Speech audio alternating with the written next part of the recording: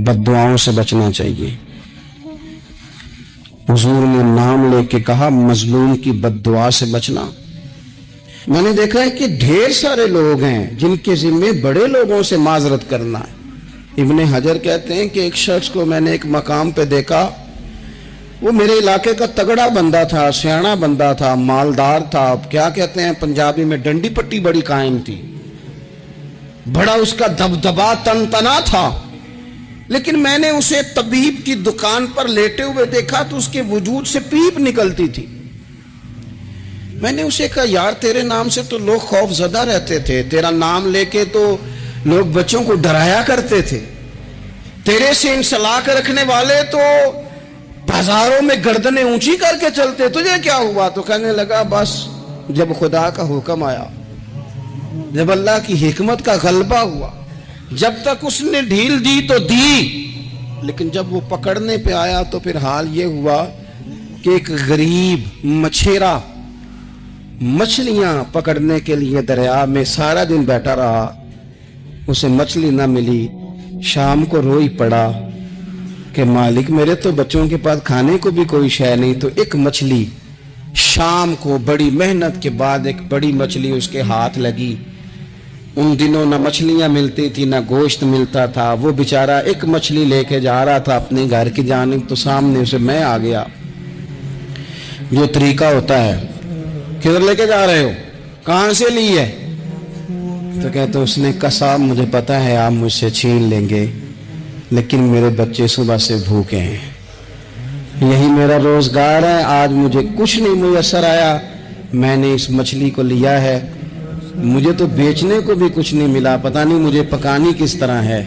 तो ये एक मछली मेरे बच्चों की खुराक बनेगी, कल लूट लेना, परसों लूट लेना, तुम्हारा तो काम ही लूटना है, चलो कुछ दिन के लिए हाथ रोक लो।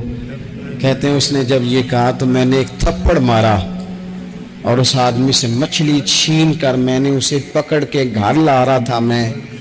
उस मछली ने, हालांकि मछलियां काटा नहीं करती, कहने लगा उस मछली ने नाखून पर मेरे पोरे पर थोड़ा सा काटा है। और मैंने कहा कोई बात नहीं, मछली जरा बड़ी थी, उसने काट लिया। मैंने थोड़ी सी पट्टी बांधी और घर वालों को कहा मछली पका दें, उन्होंने पकाई, खाई, कुछ पता ही नहीं था। 2-4 दिन गुजरे हैं तो जख्म आगे बढ़ने लगा है। तबीब को दिखाया है तो उसने कहा ये तो उंगली काटनी पड़ेगी। कहता है वो उंगली कटवाई, 1 हफ्ता नहीं गुजरा था कि जख्म आगे बढ़ा।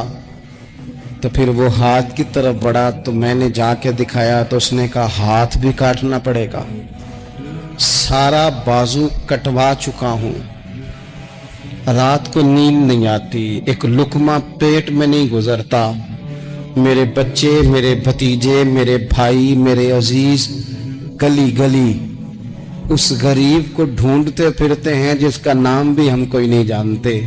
थक गए तलाश कर करके, खुदा जाने कहाँ छुप गया अल्लाह की इतनी बड़ी जमीन में, वो मिलता नहीं, मैं सो नहीं पाता। कहने लगे शेख मेरे लिए दुआ कर दो, मुझे कुछ नहीं चाहिए, बस वो मुझे मिल जाए और मैं उससे ना माफी ले लूं, बस वो मुझे माफ कर दे, 2 जुमले माफ, जैसे भी होगा मैं मना लूंगा, बंदा दरकार है। इब्ने हजर ने लिखा है, कहते हैं वो तड़पता रहा, रोता रहा, आहोजारी करता रहा। मैंने भी उसके लिए दुआ की कि अल्लाह करे वो शख्स तुझे मिल जाए। फिर कुछ दिनों के बाद मुझे किसी ने बताया कि मर तो गया है तड़प के, पर उसे माफी का मौका मुयस्सर नहीं आया। दोस्तों जिंदगी में कुछ काम ऐसे हम करते हैं, वो राज गर्चे हमारे सीनों में दफन होते, लेकिन कहीं जुल्मन ज्यादती के साथ हमने 4 पैसे भी किसी के हड़प किए। काम मेहनत करनी नहीं, जी चुराना है, कोशिश करनी नहीं, जी चुराना है।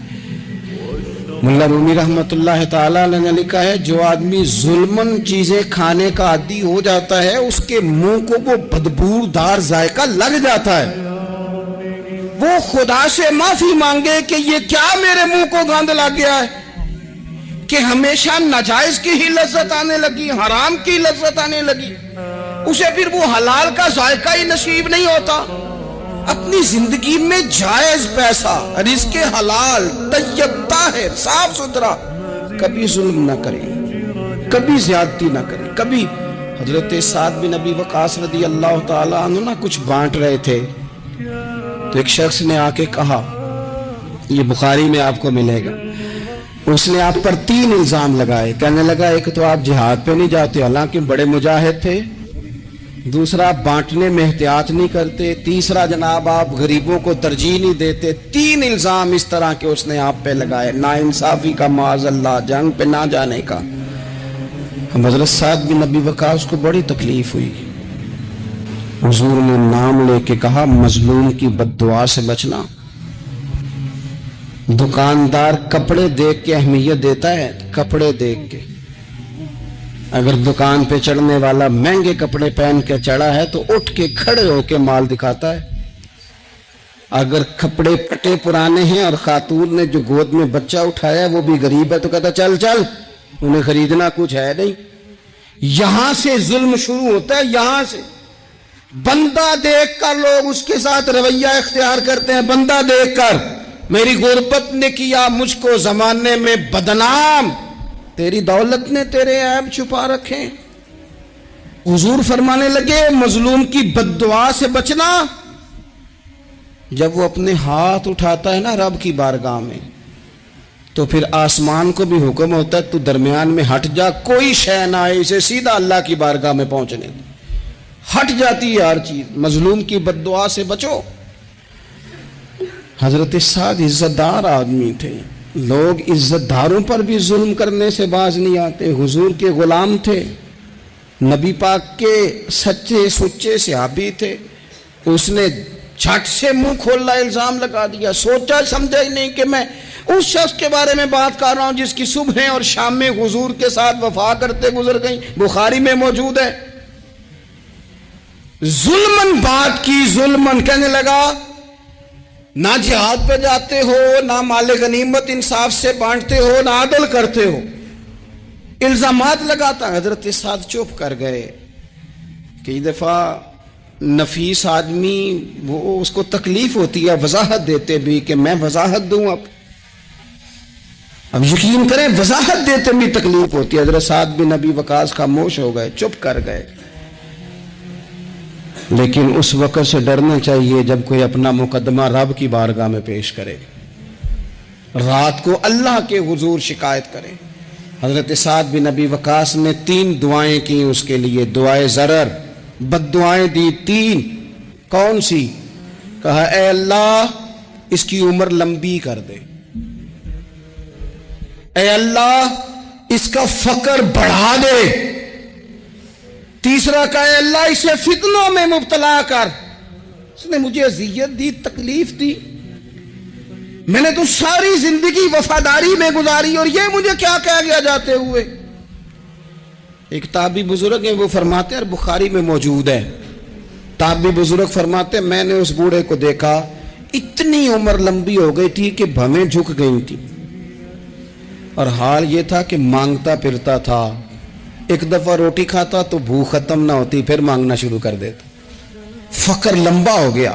اور فرماتے ہیں فتنے کا یہ حال تھا کہ نہ اب خواہش تھی، نہ اس کے وجود میں اتنی طاقت تھی، لیکن راہ سے گزرتے معاذ اللہ ثم معاذ اللہ کسی خاتون کو چھیڑ دیتا، اسے جوتے پڑتے، اسے تکلیف ہوتی، تو جب لوگ اسے پوچھتے یہ تو کیا کرتا ہے تو کہتا یہ حضرت سعد بن ابی وقاص کی دعا ہے جو میرا پیچھا کرتی، یہ میں نے ان پر ظلم کیا، زیادتی کی، الزامات لگائے، دل توڑا، یہ دعا ہے جو مجھے جینے نہیں دیتی۔ خدا را اپنے لہجوں پر، اپنے انداز پر تھوڑی توجہ دیں۔ ہم احساس نہیں پیدا کرتے بلکہ اپنی غلطیوں پر، اپنی کمزوریوں پر دلائل دیتے ہیں۔ ہم یہ کہتے ہیں جناب یہ فلاں وجہ بنی تو مجھے یہ کرنا پڑا۔ میں نے ایسے نادان لوگ بھی زندگی میں دیکھے کہ ان سے قتل ہو گیا ہے، جس نے جان بوجھ کر کسی مومن کو قتل کیا اس کی سزا جہنم ہے۔ قتل ہو گیا تو ان سے سوال کیا گیا تو کہنے لگے اس نے مجھے گالی دی تھی، پھر میں کیا کرتا؟ اپنی اتنی بڑی کوتاہی پر بھی وہ بجائے شرمسار ہونے کر، بجائے 2 قدم پیچھے ہٹنے کے، اس پر بھی لوگ دلائل دیتے ہیں۔ تو اگر کسی بندے کو کبھی اس سے کوئی ایسی غلطی سرزد ہو گئی، کوئی ایسا اس سے حقوق العباد کے مسئلے میں کمزوری اس سے واقع ہو گئی، اور پھر اس کو احساس ہو گیا اور حالات اس طرح کے ہو گئے کہ اب وہ معافی بھی نہیں لے سکتا، وہ لوگ دنیا میں موجود نہیں رہے، یا وہ ان پر ملاقات کرنے سے، ان سے ملنے سے قاصر ہے، کسی ایسے مقام پہ ہے اور وہ حق ادا بھی نہیں کر سکتا، لیکن اسے احساس پورا ہے، توبہ پوری کی، کوشش پوری کی، تو ایسے بندوں کی بھی اللہ قیامت کے دن صلح کرا دے گا۔ نبی کریم صلی اللہ تعالی علیہ وآلہ وسلم نے ارشاد فرمایا کہ ایک بھائی صبح قیامت اپنے بھائی پر مقدمہ کرے گا، اے میرے مالک، اس نے مجھے بڑا ستایا، اس نے مجھے بڑی تکلیف دی، فلاں فلاں جگہ اس نے میرے اوپر بڑی آزمائش مسلط کر دی، بڑی ساری تکلیفوں سے گزارا۔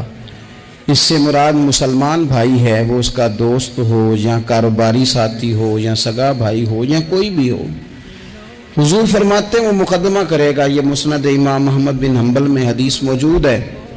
عرض گزار ہوگا، اے کائنات کے رب، اس نے بڑی تکلیف دی، بڑا ستایا، مہربانی کی جائے، مجھے اس سے بدلہ لے کے دیا جائے۔ اب بندہ جو سامنے جس پر مقدمہ دائر کیا جا رہا ہے وہ تو مرتے دم تک توبہ کرتا رہا، احساس ہو چکا تھا، ازالے کی کوشش کرتا رہا، لیکن اسے موقع میسر نہیں آیا، حالات ہی ایسے نہیں تھے۔ اب اللہ کے محبوب فرماتے ہیں رب اس مقدمہ کرنے والے سے کہے گا چل اپنے بھائی کو معاف کر دے۔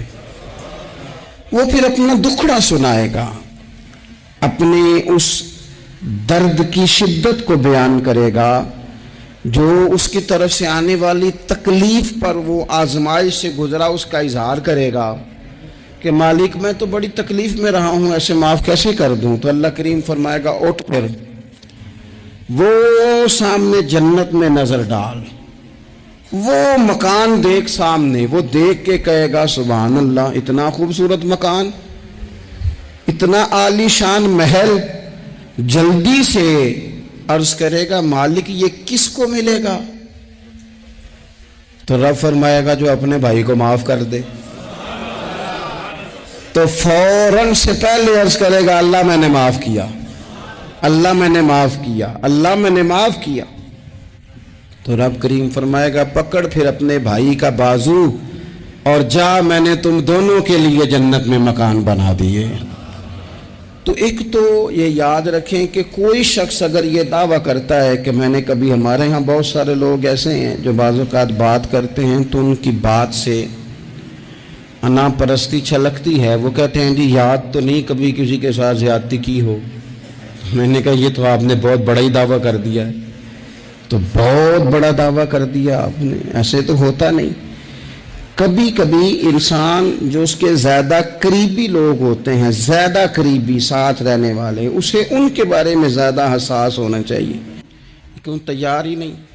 ہمارے ہاں لوگ حکومتیں کر کے چلے گئے اور ان کے دور حکومت میں بڑے بڑے سیاہ قسم کے حالات ہوئے، لوگوں کو بڑی تکلیف ہوئی، لیکن رخصت ہونے کے بعد جب ان سے وجوہات پوچھی گئیں تو کبھی کوئی شخص ماننے کو تیار نہیں ہوا، کبھی کسی شخص نے یہ نہیں کہا کہ مجھ سے غلطیاں ہوئی ہیں، مجھ سے کمزوریاں رہ گئی ہیں، بلکہ کچھ لوگ مستقل بنیادوں پر بٹھائے ہوتے ہیں جو سارا دن یہ گنواتے ہیں کہ ان کی تو غلطی ہے ہی کوئی نہیں، وہ تو بڑے کامیاب ترین لوگ ہیں۔ حالانکہ جو بڑے بڑے لوگ تھے، بڑے بڑے لوگ، حضرت عمر فاروق جیسے بڑے آدمی تھے نا حضرت عمر فاروق، تو آخری وقت میں جب آپ کو زخم لگ گیا تو لوگوں نے آپ کی تعریفیں کی کہ آپ بہت بڑے ہیں، آپ نے بڑی خدمت کی، تو حضرت عمر کہنے لگے مجھے اپنی غلطیوں کا بھی احساس ہے اور تم میری تعریفیں کر رہے ہو۔ یہ جملہ دیکھیں، فرمانے لگے مجھے زیادہ اجر کی ضرورت نہیں، بس دعا کرنا میری نیکیاں اور میری غلطیاں برابر برابر ہو جائیں اور رب مجھے معاف کر دے، بس چونکہ مجھے اپنی کمزوریوں کا بھی احساس ہے. یہاں یہ معاملہ ہوتا ہے کہ لوگ جب غلطیاں کر رہے ہوتے ہیں، ظلم کر رہے ہوتے ہیں، زیادتی کر رہے ہوتے ہیں، تب وہ سمجھتے ہیں کہ ہمیں تو کوئی دیکھنے والا ہی نہیں. میرا اللہ قرآن حکیم میں فرماتا ہے وَلَا تَحْسَبَنَّ اللَّهَ غَافِلًا عَمَّا يَعْمَلُ الظَّالِمُونَ. فرمایا ظالم جو کام کرتے ہیں ہرگز نہ سمجھنا کہ اللہ ان کے کاموں سے بے خبر ہے. وہ وقت کا انتظار کریں. وَلَا تَحْسَبَنَّ اللَّهَ غَافِلًا، گمان نہ کرنا، ہرگز گمان نہ کرنا کہ اللہ غافل ہے. يَعْمَلُ الظَّالِمُونَ، ظالموں کے کاموں سے. جو زیادتیاں لوگ کرتے ہیں، جو ظلم و ستم لوگ کر رہے ہیں، جس نے اپنے بچے کو پیسوں کے زور پر کسی غریب کے بچے کا میرٹ پیچھے کر کے اپنے بچے کا داخلہ کرایا ہے اور مبارکیں بھی وصول کی ہیں، تو لوگوں کو تو نہیں پتا کہ اس نے پیسے دے کے داخل کرایا ہے، پر رب تو غافل نہیں نا اس کام سے. اللہ کو تو پتا ہے. جس نے اپنے بچے کی نوکری بہت سارے لوگوں کا میرٹ پیچھے کر کے پیسے اور سفارش کے زور پر کرائی ہے، تو مالک کو تو پتا ہے. لوگوں سے اس نے مٹھائیاں وصول کر لیں، تختیاں بھی لگوا لیں، شور بھی ہو گیا، لیکن اللہ تو جانتا ہے. وَلَا تَحْسَبَنَّ اللَّهَ غَافِلًا عَمَّا يَعْمَلُ الظَّالِمُونَ. لوگ غافل ہو سکتے ہیں، رب غافل نہیں ہے. گمان بھی نہ کرنا. جس بندے نے اپنا مقدمہ وکیلوں کی فیسوں کے زور پر جیت لیا ہے اور غریب کچہری سے نکلتے وقت کہہ رہا تھا کہ غریبوں کو انصاف نہیں ملا کرتا، تو چلو اخبار میں تو خبر تیری فتح کی آ گئی، پر رب تو غافل نہیں ہے نا. ایک عدالت قیامت کے میدان میں بھی تو لگے گی نا، وہاں بھی تو ڈھیر سارے انصاف ہونے ہیں نا. جس شخص نے کسی کی زمین پر قبضہ کر لیا اور سامنے والا مجبور تھا، تنگ دست تھا، کمزور تھا، وہ اتنی نہیں رکھتا تھا کہ وہ بندوقیں اور پسٹل اور گھنڈے اور بھتا خور بندے لے کے آئے اور اپنا قبضہ چھڑوا لے. تو نے لے لیا، ہو گئی بات. لوگوں کو تو نہیں پتا، پر رب تو غافل نہیں ہے نا. میرے رسول پاک صلی اللہ علیہ وسلم نے فرمایا جس نے کسی کی زمین پر ایک بالشت قبضہ کیا، قیامت کے دن اللہ تعالیٰ 7 زمینوں کا توق بنا کے اس کے گلے میں ڈال دے گا. اس کی گردن ٹوٹے گی، جھکے گی. وہ کہے گا مالک یہ تکلیف تو فرمایا دنیا میں تجھے شوق پڑا تھا نا زمینوں پر قبضے کا، تو رکھنا ساری ہی اپنے پاس، کرنا کنٹرول. لڑ لڑ کے تھک گئے، حالات خراب ہو گئے، بہنوں کے حصے کھا گئے. پڑوسی اگر مجبور تھا تو بیچنا چاہ رہا تھا تو اس پر سٹے لے کے آ گئے کہ یہ کسی اور کو بیچ نہ سکے، دے تو مجھے ہی دے. قانون کو کٹ پتلی بنا کر اپنے ہاتھوں میں کھلواڑ کیا. مستقل بنیادوں پر پکے پکے قانونی مشیر رکھ لیے، سمجھا کہ دنیا کو تو پتہ نہیں چل رہا. تو وَلَا تَحْسَبَنَّ اللَّهَ غَافِلًا عَمَّا يَعْمَلُ الظَّالِمُونَ. رب تو ظالموں کے کاموں سے بے خبر نہیں ہے. اللہ تو بے خبر نہیں. بڑا کچھ لوگوں نے کیا، بڑا کچھ کیا، بڑی بڑی زیادتیاں پسے پردہ کی، بڑے بڑے حقوق پہ ڈاکے ڈالے، بڑا کچھ ہی ہوا، لیکن پھر آرام کی نیند سو گئے. پھر نے سوچا کوئی سوال جواب نہیں، کوئی بات نہیں، کوئی پوچھنے والا نہیں. تو مٹی دیں تے مٹی رہنا ہی ایمی کا دی بلے بلے. آج مٹی دے اتے بندے آتے، کل مٹی دے تھلے. بعض لوگوں کو بات کرنے کا سلیقہ زیادہ آتا ہے، پنچایت میں جیت جاتے ہیں. بعض لوگ وکیل مہنگا لے لیتے ہیں. ویسے وکیل مہنگا ہوتا کیوں ہے؟ وکیل کے مہنگا سستا ہونے کی وجہ کیا ہے؟ قانون آئین تو ایک جیسا ہے نا. دلائل تو قانون کے اندر ہی دینے ہیں. کتابیں سب نے ایک جیسی پڑھی ہیں، ڈگری بھی سب کے پاس ایک ہی ہے، ایک ہی ملک ہی ہے. تو یہ مہنگے سستے کا کیا مطلب ہے؟ وکلاء کے زور پر مقدمے جیتے جاتے ہیں، وکلاء کے زور پر. اور اگر خبریں ایسی بھی ہوں کہ بعض عدالتیں بھی پریشر قبول کرتی ہیں، بعض ادارے بھی پریشر قبول کرتے ہیں، پھر ملک نہیں بنا کرتے، پھر صرف کشتیاں لڑی جاتی ہیں. صبح سے شام تک کشتی لڑو اور شام کو کہنا کہ نہیں رزلٹ ٹھیک نہیں آیا، جو ریفری تھا, جو امپائر کھڑا کیا تھا, اس نے کہا نہیں یہ کھیل دوبارہ ہوگا, سویرے پھر شروع کر دو. ٹھیک ہے, باہر جو لوگ ہیں بیچارے وہ اپنی جگہ پہ ہیں تو ہیں, ختم ہو گئی بات. آپ دیکھ لیں ہمارے ملک میں جتنے بھی سنجیدہ فکر لوگ ہیں وہ زیادہ پریس کانفرنسز نہیں کرتے, وہ زیادہ شور شرابہ نہیں کرتے. کچھ پکے لوگ رکھے ہوئے ہیں جن کی ڈیوٹی چرب زبانی ہے, جن کی ذمہ داری ہر وقت آنکھ کو بھڑکا کے رکھنا, جن کے ذمے یہ کام لگایا جاتا ہے سوائے اس کے انہیں کچھ بھی نہیں آتا, صرف اتنا ہی جانتے ہیں کہ ہم نے سامنے والے کی پگڑی کو کیسے اچھالنا ہے. تو کبھی بھی کسی موقع پر بھی کسی کی ایک پائی بھی ظلمن کبھی بھی اپنے قبضے میں نہ لیں. یاد رکھنا رزق زیادہ ضروری نہیں ہوتا, رزق برکت والا ضروری ہوتا ہے. تھوڑا ہو لیکن اس میں برکت ہو. کثرت سے کام نہیں چلتا, برکت سے کام چلتا. بہت پیسے ہوں لیکن ان میں برکت ہی کوئی نہ ہو, آتے بھی جا رہے ہیں اور جاتے بھی جا رہے ہیں, کوئی سمجھ نہیں آ رہی. تو ظلم اور زیادتی اور جبر ہمارے ہاں یہ دور بدل گیا, میڈیا لوگوں کی جیب میں آ گیا, آسانی ہو گئی, سیٹلائٹ کا سسٹم آ گیا, دور دراز کونوں میں لوگ اپنی بات لوگوں تک پہنچانے کا ذریعہ حاصل کر سکے. ساری آسانیاں ہو گئیں, ہر چیز لوگوں کو میسر آ گئی, تیزی ہو گئی, لیکن سچ پھر بھی نہیں عام ہو سکا. حقیقت پسندی کے دعوے لوگوں نے پھر بھی نہیں کیے.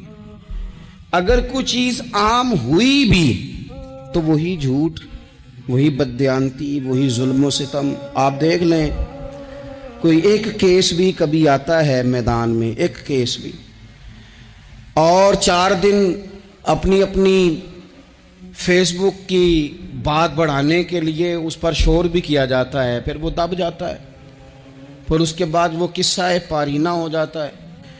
ہم وہ جب ہمیں پتہ ہوتا ہے نا کہ یہ سامنے والا کمزور ہے, 2 باتیں سن لی ہیں تو پھر ہم 100 سناتے ہیں, پھر ہم کئی 100 سناتے ہیں, پھر تو ماں بدولت باز آنے کو تیار نہیں ہوتے.